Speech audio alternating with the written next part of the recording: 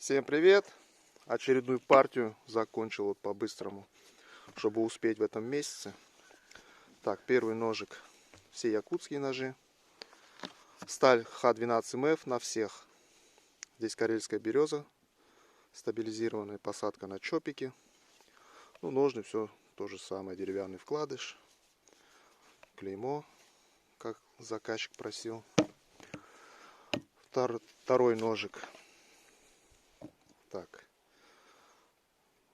Клинок. Больстер латунь. И торцевой ясень стабилизированный. Такой вот. Это второй. И третий. Это все одному, вот 3 ножа одному заказчику все. Тоже вот такой клинок. Больстер здесь латунь патинированная. Ну, чтобы отличить. И грецкий орех. Да, грецкий орех. Комель грецкого ореха. Такие 3 ножа. Это вот все одному заказчику поедут. И этот уже был у меня на обзоре на прошлом. Это, в общем, недоразумение получилось. Ему надо было без дола и двухсторонний спуск. А я вот сделал такой. В общем, он свободный. Х12МФ сталь. Больстер латунь. Карельская береза стабилизированная. Да, он заточен с 2 сторон. То есть отсюда и отсюда. Как классический обычный нож.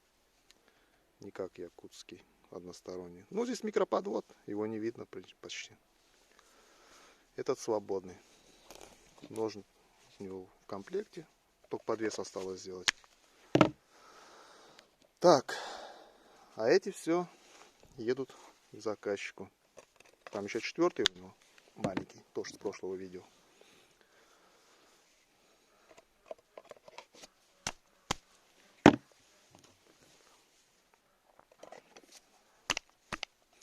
Да, длина их 140. Да, 140, 145.